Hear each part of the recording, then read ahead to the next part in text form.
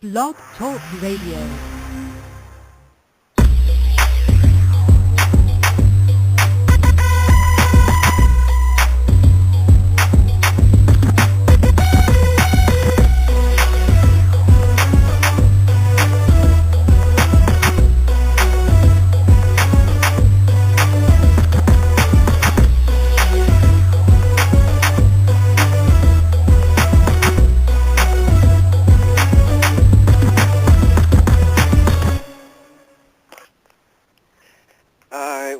Big Blue Nation to the Shakedown, the show for the fans by the fans.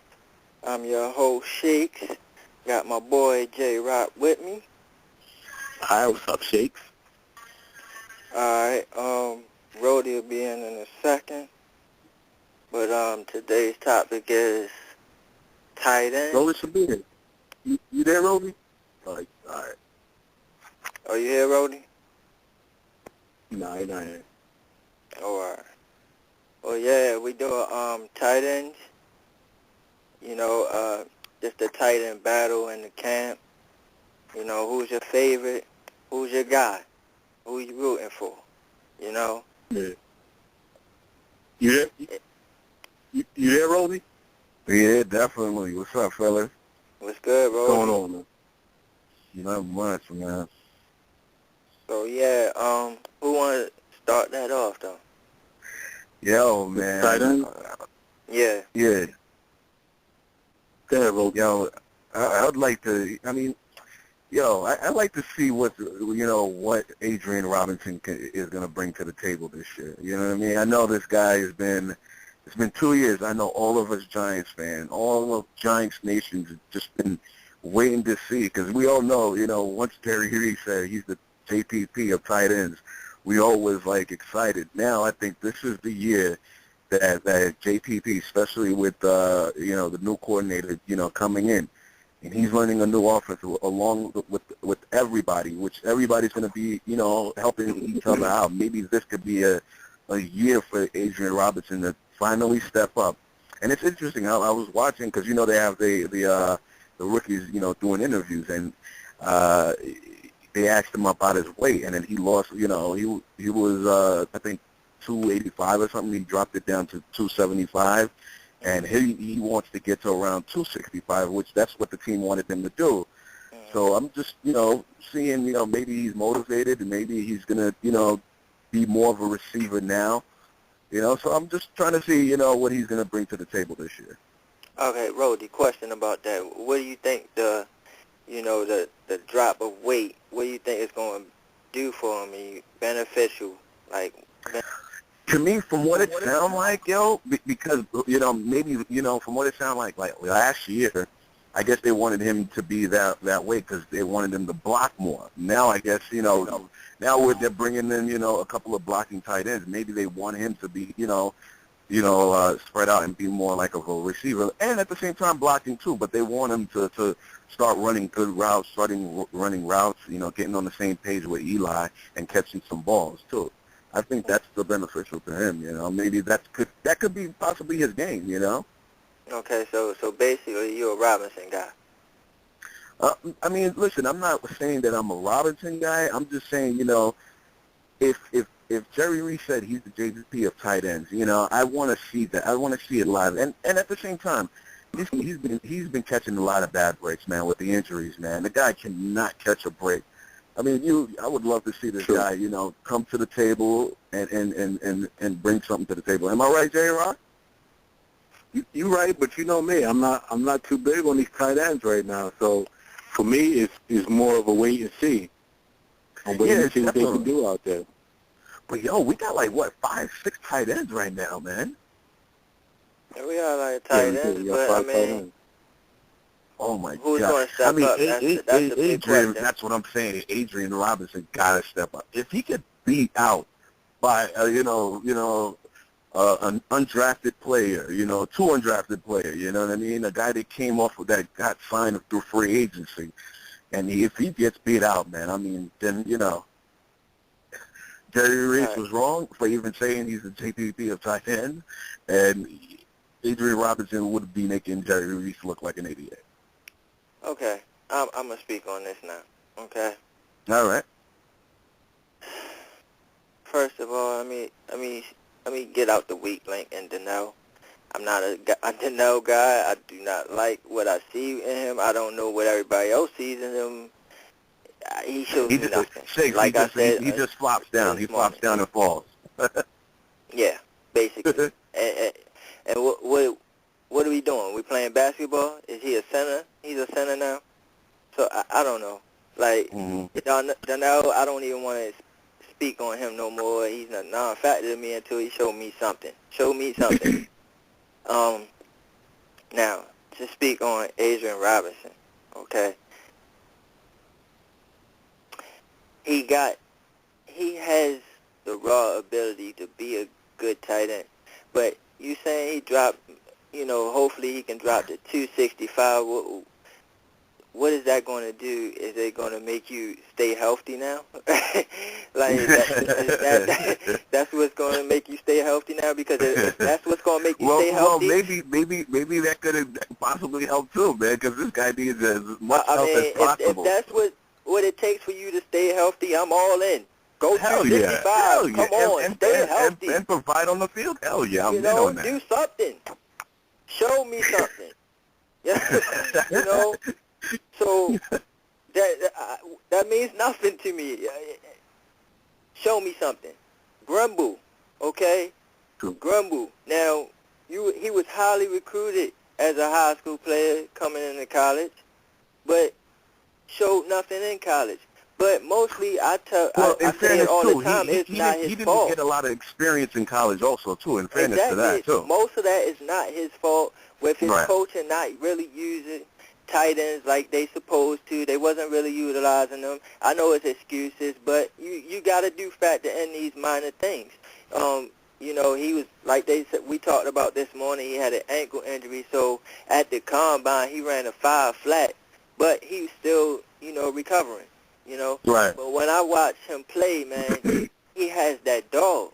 He has that dog you want in your tight end, and that's why I want him to pan out, because he has that dog. He has that, I refuse to go down. I will carry 3-4 guys on my back. I seen highlights, 5 highlights. I counted them. 5 highlights where he is carrying 3 to 4 guys on his back. 3 to 4. 3 to 4. Okay? Mm-hmm. So this guy refuses to go down. So you're right. To go on his physicality, he's a very physical guy. But athletically, But does he make the team though, Shakes? I don't even think Rimble makes the team. That's why I'm not even gonna waste my breath even talking about this kid anymore. I'm telling you, man. So you done, JROC, you just done with Adrian Robinson. I'm not done with him, but he has to show me something. No, I'm asking JROC. No, sounds like JROC is done with him. No, not Robinson. I'm talking about Grimble. Oh. I'm talking about Grimble doesn't even make the team, so it's not even worth talking about this dude. There's so many negatives about him. I think. But you know what's funny though, JROC? Could you imagine if he beats out? Roster. Huh? Could you imagine if Grumble beats out all the tight ends, though, JROC? And we'll be thinking about today's day, like, man. But you know what, because I'm not feeling Grumble neither. I'm with JROC. I'm not feeling the cat. Roddy, if he does, do you know how much Jerry Reese is going to gloat about that? They complained about tight ends, but I gave him one undrafted. There you go. Right. But then he, on the other hand, he looks stupid for calling Adrian Robinson and JPP a tight end. Oh, for sure. Yeah. For sure. So either way, he's going to have to, hey. You know what it was, too, with Jerry Reese? He spoke too soon because, year, after that year, JPP had a freaking phenomenal year. You know what I'm saying? He spoke too quickly. By drafting this guy, he thought, what? I'm going to get another, diamond in the rough right there. Granted, JPP was drafted in the first round, but you're right. He thought he hit the jackpot, But it doesn't work out that way. But also, in fairness, too, like I said, this guy has just been beaten up by injuries, man. Hard body. Yeah. And what, and you know, I poke fun at Reese for saying that JPP are tight ends all the time, but what I think he meant by that was physical. Like, you know, when you looked at his tape coming into college, you know, coming from college, and you looked at him and his workout, you like, wow, you know what I mean? You like, ooh, like that's an athletic guy right there. If he can turn out to be good, ooh, I look like a genius in Reese's mind, you know. So I can see why he said it, but you know, he did jump the gun on that one. He did. What about Cullen Davis, man? What do you guys think of him as a tight end? I mean, we all know he's not a catching tight end. I mean, he's more of a pure blocker. You know what I mean? I love his height. I'm not gonna lie. I love he's 6'7". You know what I mean? He could block his ass off. I mean, when I'm thinking that maybe McAdoo's, he's definitely going to keep at least 2 tight ends on the field. You know what I mean? He's going to have, you know, that blocking tight end, and then he's going to have that receiving tight end. But I really like what Cullen Davis brings to the table. He's a Super Bowl champion. He could block his ass off. He needs to work on catching the ball, but, you know, right now, we don't have anyone that can freaking block as a tight end right now. So. Yeah, he's a good number 2, number 3 tight end. What you said, JROC? I said that, but that's all he is. I mean, he backed up Zach Miller. He backed up Zach Miller. Zach Miller only had number 2, number 3 tight end. Right, you're right, JROC. You're right. That's right. That's it. All right. Here's the thing. Let's go on scenarios now. Let's go on scenarios. If you was a GM, if you were Jerry Reese, what scenario would you have gone? Now, me personally, I would have went Nicholas and Martin. But I'm gonna throw the options out there for you, Roldy. It's Troy Nicholas and Marcus Martin in the 3rd round, okay? Or the one that we went already, and Richburg and Bromley. And another option is Fedoritz and Kareem Martin. And the last one is, what was the last one, J-Rock? The last one was Lewis Nick. He could have still had, and I forget what the offense guy was. Was it let me get that linebacker? Nah, we were doing scenarios as far as like offense and defense. If we pick offense and defense in the 2nd and 3rd, who else could we have gotten instead of Richburg and Bromley? Oh, okay. We put the scenarios out there. Troy Nicholas and Marcus Martin were still on the board. T.J. Fedoritz and Kareem Martin were still on the board. And Lewis Nick and somebody else. Well, let me go ahead and speak or no, and I'll think about the Lewis Nick one. Go ahead, Shakes. I want to hear your scenario first. Well, of course, you know, I would have went Troy Nicholas, you know, because we would have got a guy that would have been here for the next 5 to 10 years. But also, I would have went Marcus Martin. I would have tried to get Marcus Martin in that 3rd round. I don't care how I would have done it. I would have traded a 5th rounder. I would have done anything, but I would have made sure that I went up in the 3rd round and got Marcus Martin, because I felt like once I locked up that tight end position, I had to get a offensive lineman. And Richburg and Martin were kind of neck and neck in the scouting reports to me. So, you know, Richburg is a little bit better, but Martin was right there. So I would have went Nicholas and tried to get Martin as best as I could in the 3rd round. That would be my scenario. I mean, it's a tough, with me, I mean, you guys already know I love that pick in the 2nd round with Richburg, because it was well needed. I mean, we hadn't have a center in, you know, that we picked in the draft in a long time. You know, so by picking, you know, Richburg to be that anchor in the middle, you know, just like Steve, you know, from D.C. is always saying, you know, the main pressure is coming in the middle that always disrupts Eli Manning. Now, having this guy, you know, drafting him in the 2nd round to be that anchor, and he was highly, you know, ranked, to pick him up in the 2nd round, to be honest with you, I don't think I would change that scenario. That would be my scenario. Now, on the third round, that's what. Go ahead, Shakes. Go ahead. Yeah, my third round. I mean, Jay Bromley. We all are just kind of like shaking our heads on that pick. But if anything, I would not go to Jay Bromley. I would go with either Kareem Martin. I mean, Scott Creighton was probably gone by then, right? In the third round.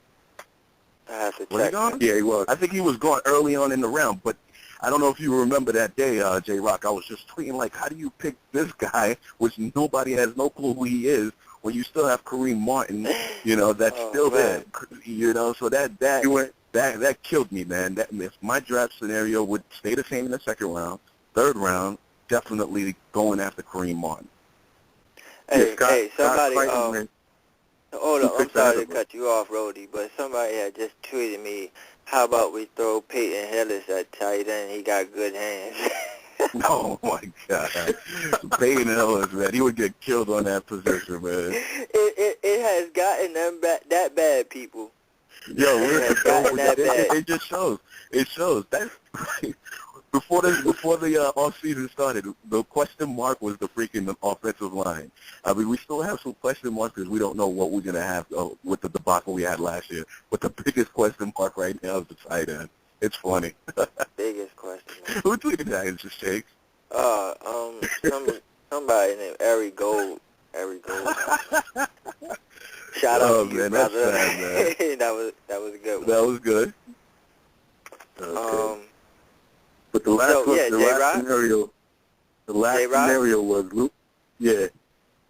You on the clock, J-Rock.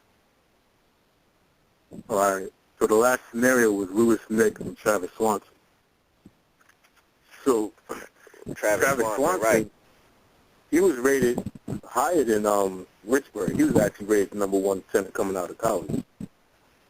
So, but my picks would have been I would have picked C.J. Fedorowicz and Kareem Martin because I think we still need defensive end depth, man. I don't see anybody. But then we shot at offensive line, J-Rock. Huh? But then we shot at offensive line. What would you do as offensive line? Yeah, that's another thing. We could have got an offensive lineman in the fourth round. In the fourth round? But in the fourth round, you think he would be a starter? I doubt he would be an automatic starter, right? Dort went in the early fourth. But do we need a starter, though? Do we need a starter on offense? Because J.D. Walton's saying he's 100%. He's ready to come in and do work. Yeah, but you know what? It's a fresh start. You know that, J-Rock. Every player is going to feel that way. Like, I'm ready to roll.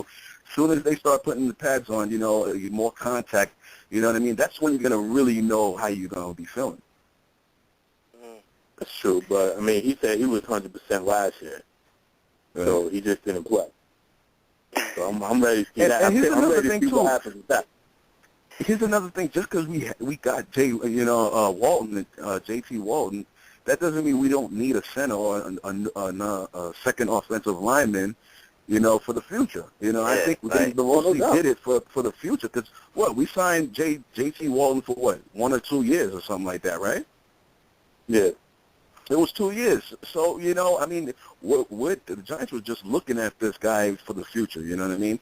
To have, they had it in their mind, they have Justin Pugh last year that they drafted in the first round. Now they wanted to draft another guy that's going to be the main 2 guys that's going to be the core of that offensive line in the future.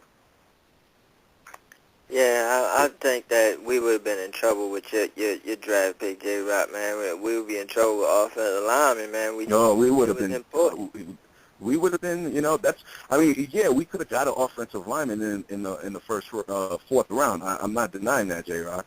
But there wasn't nobody else there. Huh? There wasn't nobody else there. Yankee was there though, yeah. Yeah, Yankee was there. Yeah, David Yankee was still there. Yankee was there. Brian Stark was still there too. But he went like first pick in the fourth. Yeah, to be honest with you, I didn't think he was going to go. He was going to fall back to the fourth round. I knew he was going to the fourth round. I just didn't know the first pick. I was like, oh man, we wouldn't even had a chance. Yeah. But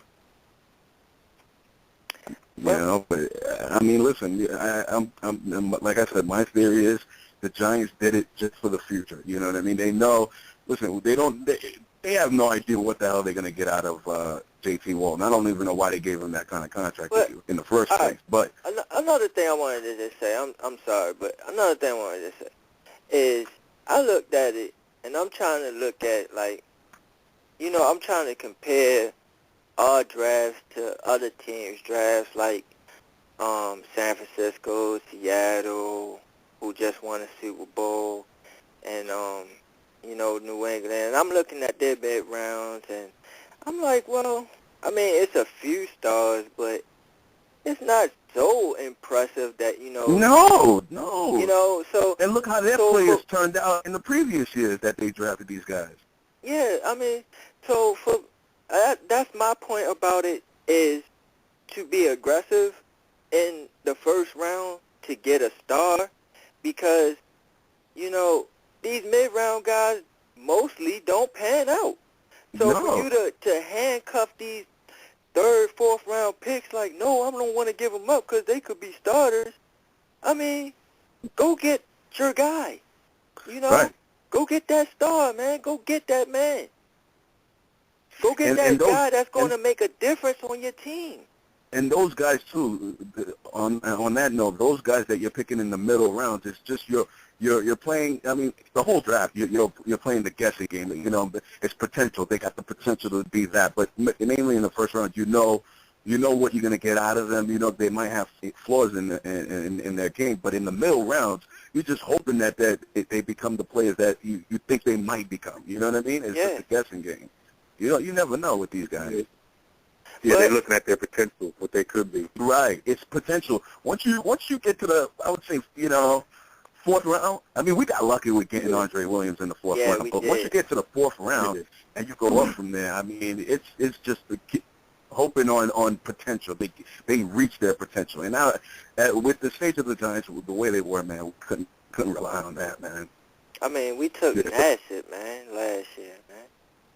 Nassib. Let's bring this caller in and see what they got to say about the topic. Definitely. Hello, you on a Shakedown? Hello? Hey, guys, it's Avery. How you doing from New York? How's it going? What's up, Dave? What's up, Avery? All right, yeah, no, I was just wanted to hit you up. I missed the ones from last week. I got a little busy or whatever the case may be, but I didn't get a chance. What happened? Why you were busy, man? Something for work and stuff like that. You know what I mean? Got to pay those bills. You know what I mean? Oh, okay. I thought you was throwing something in the air, crazy stuff in the air, huh? Yeah, a little something. But then I would be, but you know what, Avery, that would be saying then it's not the real good stuff in the air, because then it's something bad. As far as what do you mean? Huh? As far as if it's making you dizzy, then it's not a good thing. No, this is true. This is true. But, you know, I just want, real quick, the thing is, what do you guys think of this O-line, man? I've been tweeting. That's like my major concern. I've been seeing those tweets from you, Avery. I know. You seem very because everybody got some kind of injury, and these ain't like minor injuries, guys.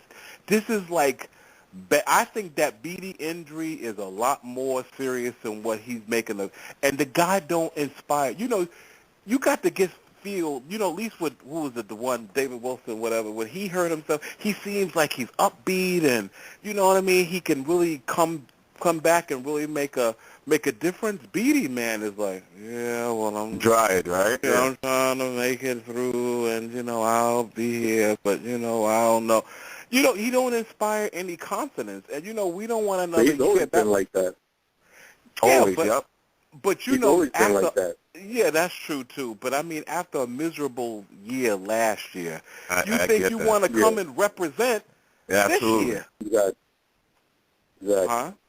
That's what I'm saying. It's like you want someone to represent the next year. You know what I mean? I understand you that way, but, you didn't do good. And then they signed you to this nice big contract, and then you like whatever. That's my biggest thing. The O-line, the pass rush, if we can get those two things going, I think, because I think the signings were good, but we really got to get that. That's my concern, because we got to keep Eli standing straight. You know Yeah, what I mean? definitely. And again, if we got that healthy Chris Snead, Right. healthy Chris Snead to be there with Beatty that can help Beatty, you know what I mean? Listen, there's a chance he might have a bounce back here, too. That's what I'm hoping for. Right now, the know, O-line is what, 2.5 people? You really want to think about it, about 2.5, 3 people. So, we got to have that because if Eli's not standing up straight and there's nobody to protect him with all the points that I've been screaming about since I've been on there, points, he can't throw the ball to nobody like that. And I know everybody's bashing Will Beatty. Yes, he had a terrible season. I'll be the first one every fucking Sunday when I saw Eli Manning getting sacked. I'm like, what the fuck is Beatty doing? Right. We always doing that. But at the same time, there was, just like they said on the Big Blue Kickoff, there was no stability on that. Every week it seemed like Beatty had some, a new guy on his right. He never really played with Brewer like that. So he's like, all right, I don't know if he's going to protect me. I don't know where he's going to, he wasn't sure. It was just musical chair on that offensive line. And I agree with you. I think that's a good point, man. And if you don't have that stability, man, it's going to crumble. I'm going to say this, okay? Now, I think the reason why our offensive line is going to be better, and it's going to shock y'all what I'm going to say, but I think it's going to be better because of Richburg. Because Richburg is going to have us on the same accord where we moving as one instead of people not knowing what's their assignments, who to block. It was playing musical chairs like we always said. So, it wasn't a true main signal caller. Boss was hurt, Right. So nobody who was was our identifying main signal caller? We had Booth. We had Booth calling signals, and he's a guard. And he's a versatile player, but exactly what you said, Shake. He's a versatile player. I love what he brings to as far as versatility, but he wasn't he wasn't a pure center. He was a guard. And you need that. You need that guy that's going to call the signals, call their assignments. You block this guy, I got this guy. You get that guy right there, and we going to hold Eli together so he can get to these receivers. And J-Rock said it the best yesterday. J-Rock said it the best. It's fucking chemistry. Yes. It's not just plugging people in there, big-name people, and saying, oh, this offensive line is going to be great because we got big-name people. We got Shorts. We got Snead that's going to be back. J-Rock said it the best yesterday. It's all about chemistry. If these guys don't have chemistry and we got Snead back and we have Shorts and everything like that and there's no chemistry, it's not going to work. You don't even have to have big-name players you just got to have really just good players, like you guys said, that have a chemistry. They've been together. They work together. J-Rock on one side, Shake's on that side. I'm just making it up. We all, and we've been doing this for like a whole season or, a lot of games, and you get that chemistry. You can't beat that. That's like in anything in life. That chemistry and that consistency really helps the O-line, I think in any facet, it really can help when you have that consistency. I'm a statistics and I look at all that stuff and the name. I mean, funny enough, real quick, and I know you guys are going to continue. I don't know how long it's going on, but like I was saying online, I really didn't. Make it real quick. All right, you just gotta. Just the main thing, they got to work together. That's my point of concern right now. But I think we're going to have a good season. I really do. With all my, all people poo-pooing, as Shake says, and on stuff, the bottom line, we all want them to do well, and we believe they're going to do well, and that's the main thing. Optimism. Man. We can say what we want to. It's sort of like you can criticize your family members inside the family, but you don't want nobody else saying anything bad about them outside. You know what I mean? Absolutely. So that's what it's all about. Thank you, guys. Thanks for calling in, Avery. All right. Bye-bye. Thanks, man. We appreciate that. All right, man. So we got 1 minute closing statement. Yeah, go ahead and wrap it up. Go ahead, Shakes. Nah, man. Go ahead, Roldy. You go ahead. Nah, it's just, closing it out. Like, yesterday, it's all about, the chemistry and the way that I started it off, the show today, as far as Adrian Robinson. This is Adrian Robinson's time to shine. There's no more babying and everything like that. He has 2 years left on his rookie contract. He better make the best of that 2 years. And listen, 2 years went by. I get that, but he has time now. He has 2 more years to make all of that stuff 2 years ago, his injuries, which, mostly wasn't his fault. But, getting those demons out of the way and making the best of it for the next 2 years. All right. And my closing statement is somebody just ball out. One of you tight ends. I don't care which one, just one of you. Just ball out. Ball out. And that's it for the Shakedown, man. That's right. Catch us tomorrow, 5 o'clock. One. One.